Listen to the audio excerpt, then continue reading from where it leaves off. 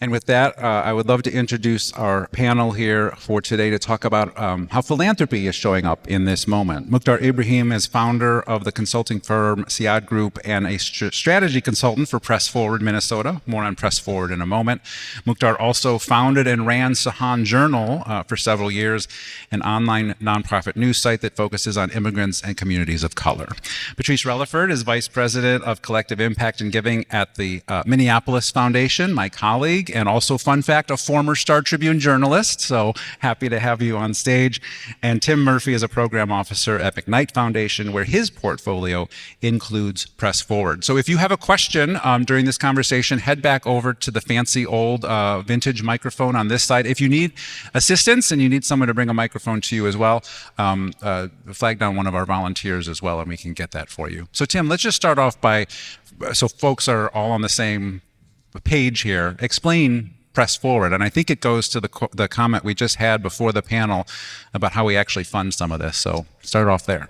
Yeah, sounds good. Thanks, Tom. And thank you, Minneapolis Foundation, for hosting us and hosting this conversation today. I can think back just a couple years ago when we were talking about this issue, and it was maybe like 2 or 3 tables that we were talking to.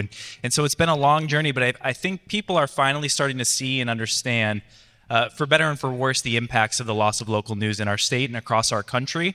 And we're starting to see the impacts of what happens when we lose trusted community connections, as Shane was saying back there, and access to information. And so that was actually part of the genesis of Press Forward as well. So Press Forward broadly, and I'll try and keep this short because we have a lot of ground to cover today, but it's a national philanthropic initiative that aimed to raise $500 million for local news across the United States. So $500 million, that sounds like a lot, but when you think about the loss of CPB funding, I'm looking at Sarah over there, and you look at the loss of local news in general, it's a drop in the bucket. So the purpose of the initiative is really to bring the decline of local news into the public consciousness, to bring together a broader tent of folks who are invested in this issue. So small business, philanthropy, civic organizations, et cetera, to really reinvent and reimagine what we think the future of local news will look like.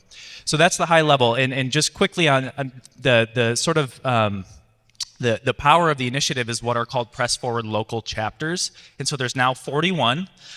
We in Minnesota were I think the third, I'm looking at Mukhtar, maybe the third local chapter. We were really early on, and it was partially because the philanthropic community here in McKnight raised our hand and said we wanted to do this. And so we'll get more into the details of what our local chapter does, but that's kind of the broad structure. And with the first round of granting you did, it went to both commercial, for-profit, and nonprofit, which is an interesting distinction. There's also an organization here called INN, which is focused on nonprofit news, and they have a table out back as well. So I hope you'll visit with all of these organizations doing this work. You know, we had Meg Martin up talking about some of the research they did. Press Forward did, Tim, I'm going to stay with you. Press Forward did some of its own research on a similar topic, and it had really largely to do about how we get our news and who is watching what. What do we remember from that report that came out this year? Yeah, there's a lot of good tidbits in there, and it's on our Press Forward website too, so feel free to check it out later. You can dive in and spend a lot of time. Even if you're not a local news nerd, you're going to find it interesting. So one of the things we thought as a chapter is there's a ton of research on supply side, so thank you, Meg, for the research that you're doing at the Journalism Center. So we have an idea of how many outlets are in Minnesota. We have an idea of kind of the geographic coverage areas, but what we wanted to uncover and Press Forward is the demand side. How are people getting their news and information? What do they think of local news? Who do they trust? Who do they not trust? And that is a constantly changing thing. And so we commissioned an organization called Corona Insights to do that deep market research for us. A couple things stood out to me, and I'll just say one, Minnesotans believe that local news is important. It's very, very important. It is something that they value in their communities. They see the value of it.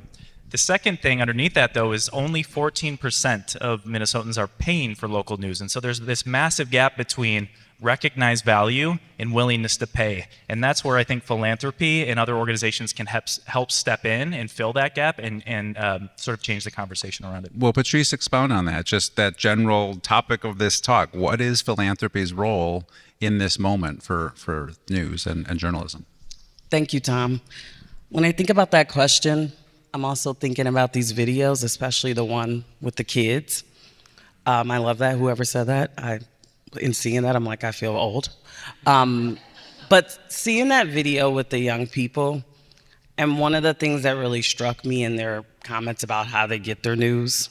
One, I don't believe the young woman that I don't think she watches the 5 o'clock news at all, but that's okay. We all lie when people put a mic in front of us sometimes. That's why I used to be called Lie Witness News sometimes. But one of the things that I did take away from their answers is that trust really starts close to home. And so here in Minnesota, we do believe in our media ecosystem. We have trusted organizations like the Star Tribune, MinnPost, Sahan Journal, Minnesota Reformer that are really just out there covering the news that we need to know about at the Capitol and local news. But I think the role for philanthropy in this ecosystem is that I think one of the things that we're really good at in philanthropy is investing in people like Mukhtar when he started the Sahan Journal, who have a vision and just need that catalytic initial or operating support to see their ideas. And then someone in the audience too mentioned the scale. I think philanthropy oftentimes is better at how do we go in and help people to test out models and to build something out, and then to be able to present that to the public and the broader community or other investors so that it can be taken to scale. And I think that's important for us to remember right now is that there are so many dedicated people across the state who want to tell stories from their community. They want to have different voices in our media ecosystem, and they just need like small amounts of capital. That's 17 million in CPB cuts. Yes, it sounds like a big number, but I was blown away that it supports so many stations across Minnesota. So that's what I would say our role is, Tom, is to provide that funding for courageous leaders to be catalytic.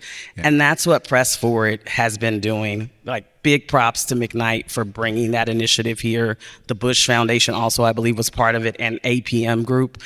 It's been catalytic. They funded some great stuff, and I hope people will check out the grants on the Press Forward Minnesota website to learn about some of these organizations. And I think you'll meet some of the groups too later today that have been funded by Press Forward. For sure. But I want to go back on one thing you said, because I think there's sometimes this place where folks don't always know how philanthropy works. How do I get a grant? Why did they get a grant? What's going on? And you might think of a place like local news where it's like, okay, well, I can think of 20 organizations that need it, so let's just take whatever we're giving away and divide it by 20. You made an important point about the focus is actually more on the people running the org. Who are the dynamic leaders of the organizations versus just a spreadsheet with the organization and figure out how to get them some funding. And I might turn it back to Tim for this, but what I've seen Press Forward do is bring more transparency around philanthropy for like journalists and folks in the media ecosystem. They've done open calls for grant making. They have a committee of folks who review the grants where it's publicly posted on their website. They also like post their applications and just like how the process works. So I think like that's been one of the things that where philanthropy just in general, especially since the pandemic, we've opened up more around like, here's how you access us, here's how funding our cycles work. Yeah. And I think what Press Forward has done is essentially take some of those efforts around having more transparency in philanthropy and then like melding it with the fact that we want to fund nonprofit and other forms of news and emerging information systems. Would you add anything to that, Tim?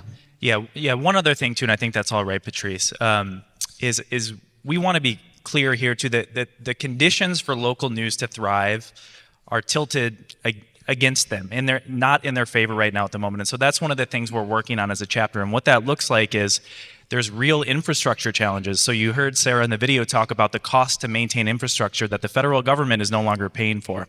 There are financing challenges. So we're working with Rebuild Local News on thinking about what are other ways that we can bring catalytic capital into this news space that has not had to rely on it in the past. But because of the loss of ad revenue, because of the loss of subscriber revenue, we need to be thinking creatively about capital. And then there's also a piece around legal protections, okay? So this current moment, we know what's happening in Chicago, and actually a local news organization in Chicago, Borderless, just sued the Department of Justice, or I think it was ICE. I'm not sure exactly who's the plaintiff or the defendant, but basically around journalist protections, because we're seeing unprecedented violence and attacks against journalists. So there's all of these conditions that we're working on. So it's not just one thing. And I would add, leadership in this space is incredibly important. You're going to hear from Mukhtar, and you're going to hear from some of those folks later. And Mukhtar, I mean, I'm thinking about when you started an organization. You've been in the seat. Your job was to just raise money for so long, and that was just always probably keeping you awake at night. For a while. Just reflect on that as you now think about this work now and how philanthropy can show up for an organization, the next Sahan, for example, that started. Thanks, Tom, and thanks to the Minneapolis Foundation for convening this important and timely conversation. I think back in 2019, pre-pandemic, when the world was normal, and the conversations I had with program officers and foundations and potential donors for the organization, and I think if the local foundations didn't step up when I was launching Sahan Journal, I don't think Sahan Journal would have existed now. It has more than 20 employees who are doing incredible work for our communities, who are out in the streets reporting and covering issues that matter to our communities. And if I didn't get the chance to get that initial investment that I needed to launch Sahan Journal, I don't think we'll have covered all the important things that we have been covering since 2019. So I believe philanthropy is a very crucial part of the healthy and the vibrance of the local news ecosystem. And we need more people like Patrice and team to kind of really make sure they understand this work, they value it, and they step up to see what they can do to advocate, not just support, but to also advocate and activate other funders who don't understand this work, right? I have to do a lot of education. When I was launching this, I have to educate people at those foundations about the importance of local news. So even before you get a grant or a support, you have to do all these conversations about the importance of local news, why they should support it, why it's important for their other program areas like climate or health or education. If there's no reporters covering those issues, they won't be able to make well-informed decisions about their grants and how they're going to invest in those issues that they care about. So I think local news is kind of the DNA that holds everything together. And if we don't really have a very vibrant ecosystem, we're going to have less informed people. We're going to have those young people who will turn to national news. That most of it is polarizing, that doesn't reflect our needs. And I think about when I was growing up in St. Paul, I used to read the Pioneer Press. The Pioneer Press used to be a very big organization that had hundreds of reporters, right? And the number that Meg mentioned earlier, we have 600 local news organizations, and Pioneer Press is one of them. But the number of people who work there are like 24, 25 people, more like a very less than what it used to be even 5, 6 years ago, right? So the organization still exists, but the human capital around it is no longer there. The local news system used to be a big employer in our communities. We had a lot of employees who used to work there, be well informed about what's happening. They used to raise their families. We used to have reporters who are going to colleges who think about going into the industry. That's no longer working. Being a journalist is no longer attractive. Young people are not majoring in journalism because it's not working, right? The old model is not really working, and we need to make sure we are reviving, reinventing what the local news could be. And I think philanthropy is a big part of that. Yeah.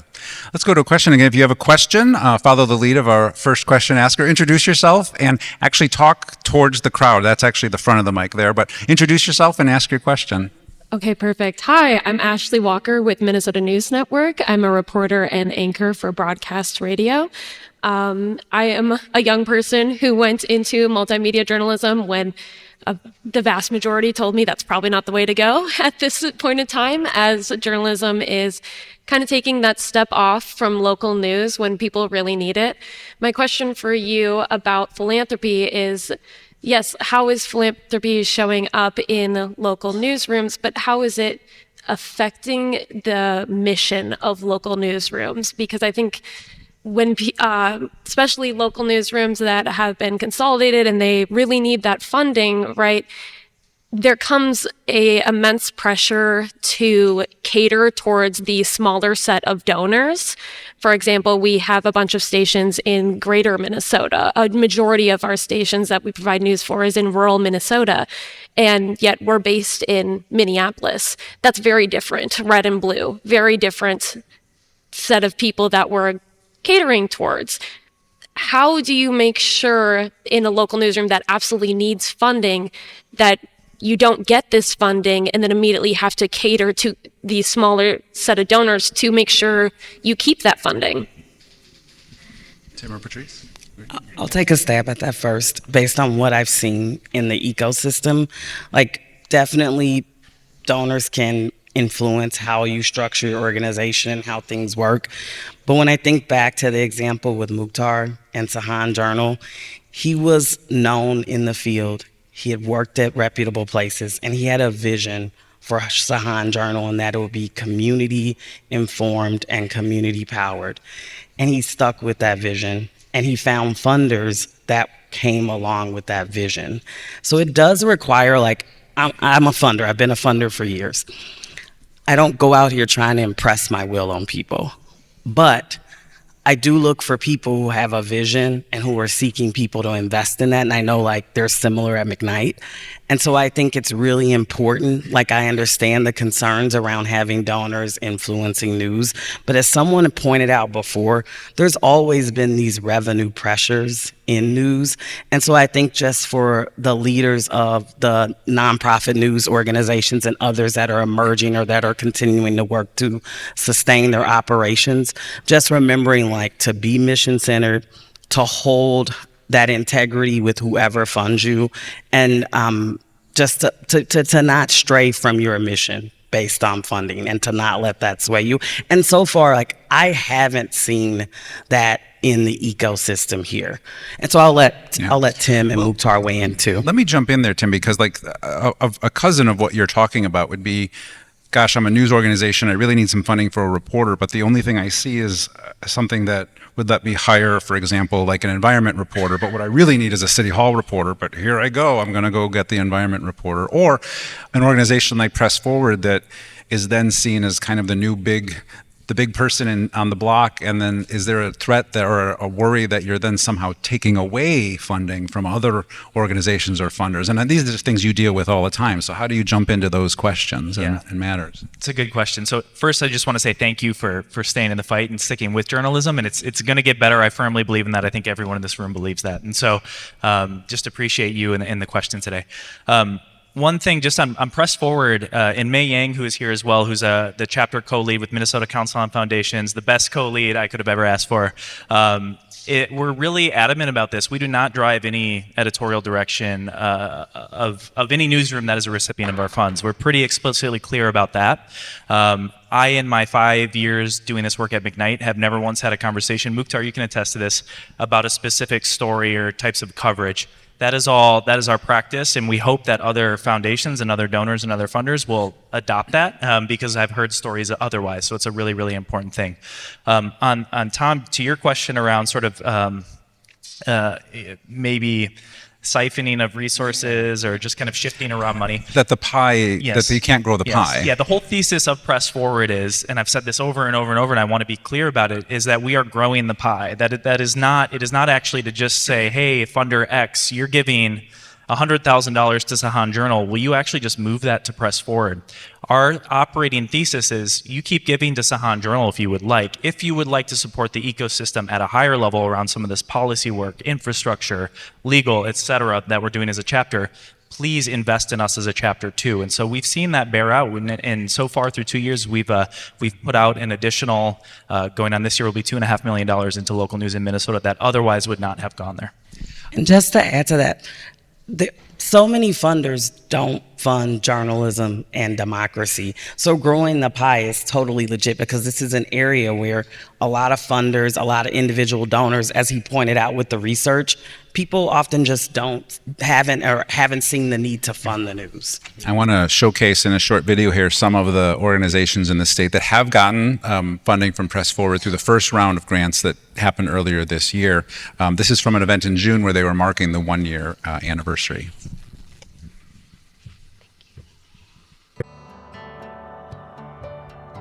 And it's easy to focus on the fact that people aren't reading the newspaper anymore versus a conversation about, okay, how do we meet them where they are? So I think about how people get their news today. Back in the day, I owned a newspaper like Rick for 13 years, the Fillmore County Journal. It was a free weekly paper. At the time that I had that paper, there was about 6 or 7 town papers. Mine covered the entire county. Well, today those 6 and 7 town papers are gone, and the only paper that really exists is the paper that I used to own. Trying to create content that are relevant to the different generations. That's our hope, that we can pull them back into the community and say, hey, it's really important that, we cover topics you guys care about, the younger generations, and that we make it that they're also part of it. How do you get the bravery to do things when you're not quite sure legally if you're going to be able to stand on your feet when somebody comes after you? I guess my philosophy is, you don't have to be a big TV station. You don't have to be in the major markets to do quality journalism. Soon after we posted our initial stories, we had a reader reach out to us and point blank told us they enjoyed they liked the fact that we were covering this, and that's the reason why local journalism is so damn important. That was a great event. And Mukhtar, what would you add to this conversation, especially around the philanthropy going where you want it to go for your organization?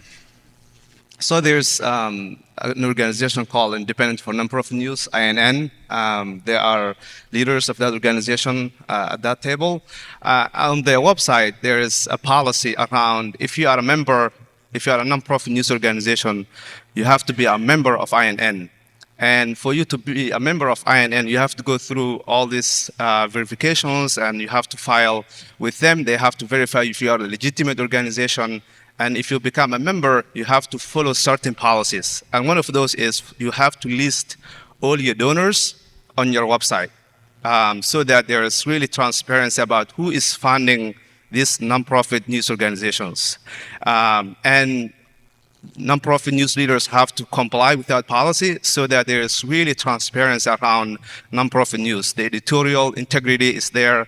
And I will advise any newsroom founder not to get any funding from a donor who will, dictate you what to do. You need to have that independence so that you can really fulfill your mission, and you won't compromise about the independence that you have, because the journalism is the journalism. You have to really cover issues, and if there is any say about a big founder telling you what to do, then you are not really doing journalism. So I think that editorial independence is something that's really important that we need to have. And I've been running Sahan Journal for 5 years, and I have never seen one founder who tells me what to do about their grant or their funding. And that's because you have to be really mission driven. Otherwise, we know you will have a lot of mission creeps. Someone will come to you, they will tell you what to do, and before you know it, you won't be able to do the journalism that you set out to do. So let's look forward, Tim. Press forward. Smart, very smart. Let's press forward. I don't know why that was right there. I didn't take it. I apologize, everybody. The funding cuts that we just heard about, that we've heard about this morning and saw with the KAXE here, those literally took effect last week. What is Press Forward thinking as we go forward? Gosh, I gotta edit myself here when I ask these questions. But how is that related to what you'll be doing in the coming months? Yeah, so it's a great and timely question. So part of the impetus for Press Forward was to essentially set up the philanthropic infrastructure across the state to be able to adapt in real time, in addition to doing the long-term transformational work that the field needs to do. So when it was first announced that the rescission package was going to be up for a vote, there was a good likelihood that it was going to pass. We called a number of public media station leaders across the state of Minnesota, May, Mukhtar, myself, and Patrice, to ask, what do you need? What's the likelihood? What are the impacts going to be to your station? This was a number of months ago. And how can Press Forward be helpful? They didn't know at the time, but we didn't really know what we were doing. We hadn't raised any money, but we were going to figure it out because we had this network that we had built over the last 2 years. And so we spent time raising money into what we're calling Save the Signal Minnesota Fund. Thank you, Minneapolis Foundation, who was the first to step up and say, we're going to put into this. And we've since raised additional funds. Thank you. That are approaching close to $1 million, which sounds like a lot of money, but $17 million was lost in these cuts. And so our focus is, okay, working with public media leaders now, what is your vision? How do we stabilize, A? And then B, what is your vision for the future? And we're not going to be able to save everyone philanthropy alone. And so we're also asking community members to step up. We're thinking through policy solutions, maybe at the state level. New Mexico, for instance, just appropriated $6 million for public media at the state level, just like that. So there are other levers that we can pull that we're preparing for.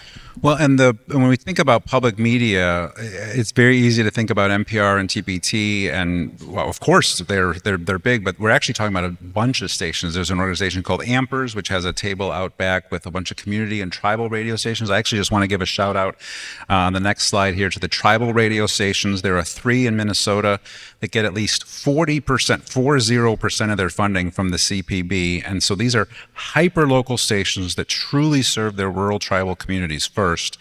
And as I understand it, Tim, you are looking at the money that will be invested will have an eye towards the stations that lost the larger percentage first. Did I say that right? Yes, and I wonder, Tom, can I just say one more thing before this? No, okay. I'm kidding. No, you can't. No, you this can't. is You so can't. important because Don't sometimes ask, just do it. I'll be on these stages and it's like, oh, these things are happening, but I want to be clear for everyone in this room why these things are happening. Okay, so we talk about CPB funding. Everyone instantly goes to NPR, National Public Radio. Oh my gosh, they're the ones that are leading to this, and that's how the issue is being framed. These stations who are being impacted the most are in rural areas, they're in tribal areas, they are in low-income areas. This is a direct attack on the information infrastructure for those who are most vulnerable. At best, it's negligence.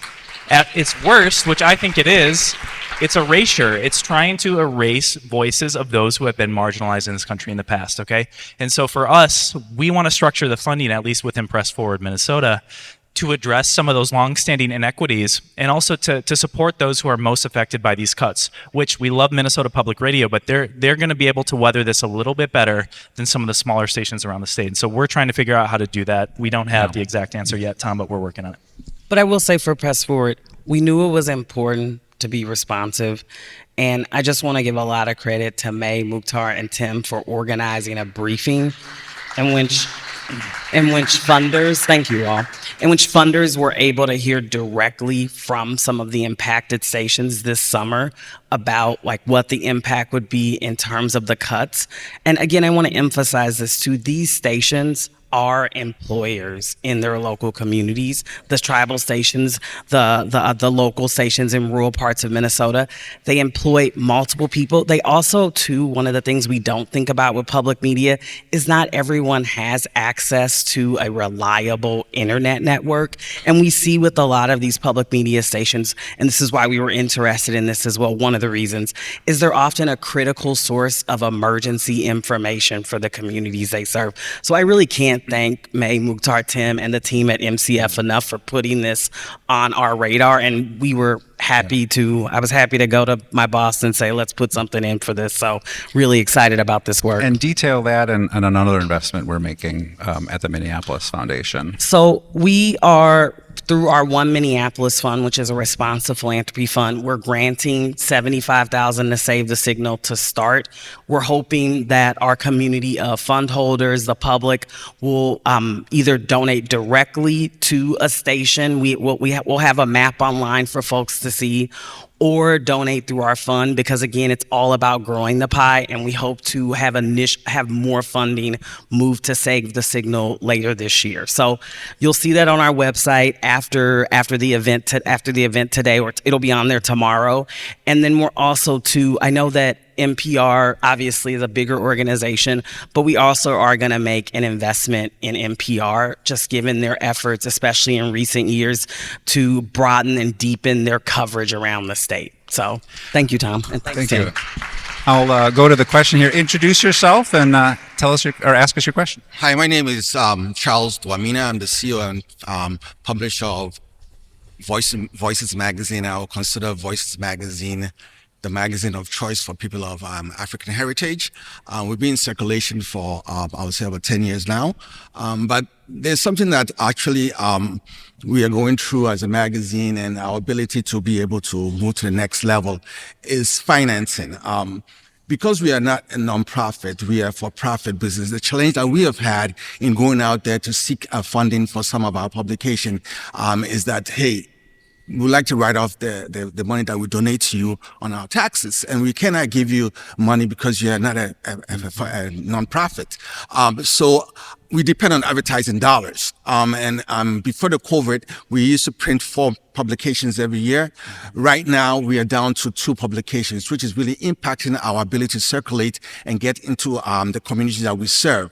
Now, Voices Magazine technically focuses on first-generation Africans and people of African heritage, and tells the stories about what they do, what their accomplishments as they have come to the United States. It's a very unique publication, and thanks to the Minneapolis Foundation, they have been also of some assistance to us in that regard. However, the challenge that we are having right now is to move our magazine to the next level and get into those spaces like social media, improve our website, and really move not only just in the Twin Cities, but beyond the Twin Cities. Because I believe that Voices magazine is very unique in its structure and its vision and mission. But we haven't gotten the support. And it's very challenging for us to go out there and seek that support. And I'm here to say that I would appreciate that information be disseminated to some of us who are for-profit organizations and are not getting the impact to change lives. Thank you very much. And thank you very much. This is huge, Jim. When I started at the Minneapolis Foundation, I was under the impression that philanthropy only gives to nonprofits, period. End of sentence. So addressing what he talked about, this is a huge challenge, especially when philanthropy is involved in that work. Yeah, I'll say a couple things and then look to Mukhtar because this is kind of his wheelhouse. One, yes, we structured the initiative. MCF was able to figure out a way legally where they can donate the grants can go to for-profits as well. And so if we're missing the messaging, that's one thing, but we have structured the fund so that it can be for-profits as well. In the first round of grantees, I think it was maybe half were for-profits. I'd have to look at me. But and then the second thing I just want to say on this, which is I was looking at Caroline Ross over there during this whole thing, and I was nodding because this is a gap that philanthropy alone cannot fill. And so we love nonprofits. We think the nonprofit model is great, but also the majority of news organizations in the state are for-profit, and they're not receiving lending from traditional sources. They're not receiving impact investing dollars from foundations. They're not receiving the subscriber revenue that it takes, and meanwhile ad revenue is tanking. And so we've got to think creatively about catalytic capital. And so Caroline's been working with us, talking to leaders around the state to think about what would it take to line up some funds, whether it be an impact fund or PRI fund from foundations to help support news organizations like yourself. So stay tuned on that. There's a lot of exciting work. Mukhtar, what else would you add in this space? I think it just comes down to, for Press Forward, we support both for-profit and non-profit.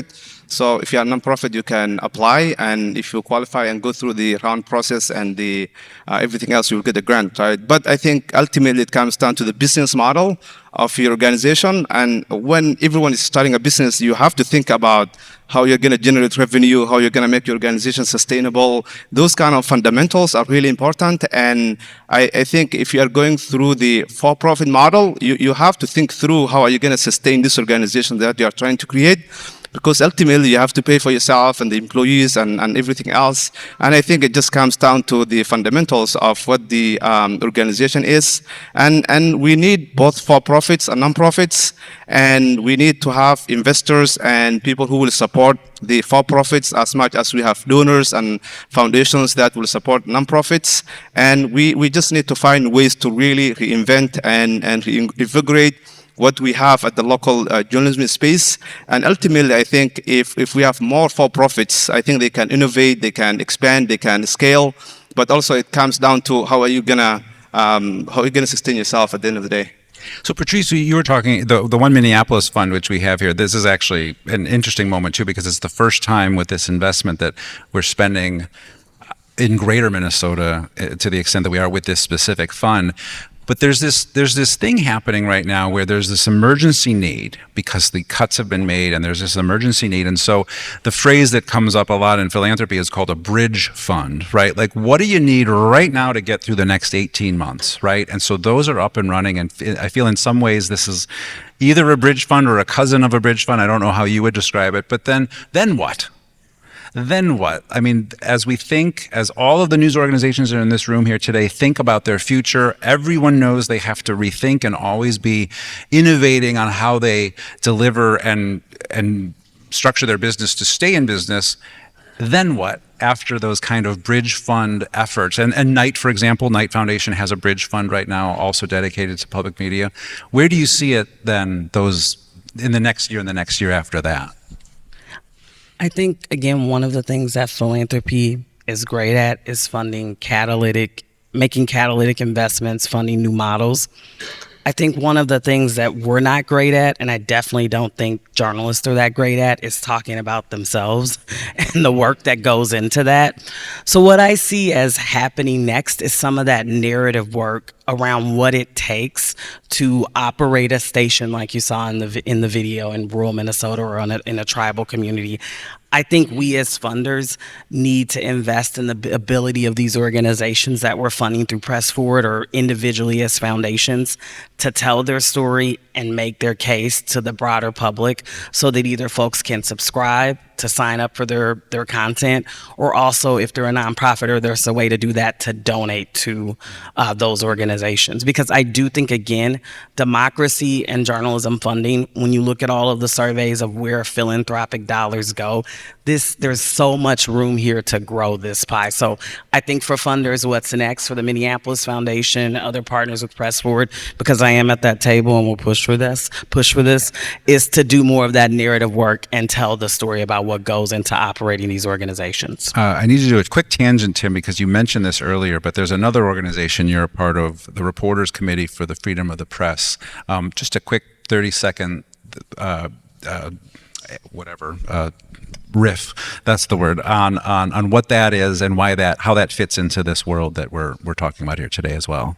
Yeah, so grateful to the Reporters Committee for the Freedom of Press, who works across the country. And Michael, if you want to raise your hand, is here from the RCFP. So if you have any questions after, feel free to find Michael. They are doing a pro bono legal work for newsrooms across the country. They've been doing this work for a long time. How long, Michael? For 55 years, right? And so, yes, applause for that. One of their new initiatives is called the Local Legal Initiative. So they're working in states across the country and bringing in resources to that state. And so McKnight for a while has been hearing from partners around the space, especially smaller newsrooms, 2, 3, 4 staff who don't have in-house legal counsel, which is the vast majority of that 600 that was on the map. They need access to legal resources right now, and the legal landscape is changing really, really quickly around First Amendment rights right now. If you haven't been paying attention, it's not that great. And so RCFP is going to bring some additional capacity into the state and region to help these local newsrooms. And again, this is part of the way that Press Forward operates, which is outside of individual organizations, I don't know, same thing. What can we do at the ecosystem level, the field level, that's really going to strengthen journalism? So it's not, they aren't feeling alone in this, and they're not scared. They can stand in their values. And they're at the same table as Press Forward out back, so go learn more about that. And I want to congratulate you. You get the last question. Introduce yourself and ask your question. Great. My name is Anissa Rognes, and I am the Government Relations Director for Minnesota Public Radio. So this year's been, so you've been busy. Really fun. So I think in terms of policy, and as you're talking about, Bridge Fund and then what comes next, there are states, a few of them, a handful of them, that are making policies to help the news ecosystem, the local news ecosystem in their states. And I know your thing is philanthropy, but if you could talk a little bit about policy and recommendations that you might see as possibilities for legislators, lawmakers in the state. Fun fact, a community foundation like Minneapolis can advocate for policy. A private foundation like McKnight has to be a little more careful. So Patrice, I'm going to let you, I know we don't have an answer. I sort of answered the question. We don't have an answer, but like, I know you're thinking about things like this. So yes, we're thinking about how we could advocate in the future for a public investment in local news, or to expand public investment in local news. I'm going to turn it to Tim to talk about some of the work in other states. Mukhtar. Yeah, we are working toward finding ways to get some policy through the legislature. And actually, we have the Momentum Advocacy Group here at this table that's doing that work for Press One Minnesota, and they are talking to all the stakeholders around news to see what is missing, how can the legislature do something about it, and if we see local news as a public service, how can we find different ways to support it through philanthropy, through policies, and through other means. So if you have a lot of questions, I think the Momentum Advocates are a good resource, and they have been talking to a lot of stakeholders in this ecosystem. We will talk. Great. And one other thing, and it's good to see you. I think, again, fundamental framing of policy work being, and where it's fallen apart in other states, is where trade associations end up fighting each other. And I think in Minnesota, we have a unique opportunity to actually build a broad coalition that is aligned. And it's about new money. Again, let's like frame this is not about reallocating existing funds that the legislature is already doing around public media or whatever. There's tons of opportunities to grow the pie and get really creative about policy. And so grateful to, like Mukhtar said, the Momentum team for helping lead that coalition building. Shout out to Kenneth, Thank you. who works with us at the Minneapolis Foundation. I want to thank our panel. Stay tuned, right? But let's thank our panel here for this conversation. They're here all day. So please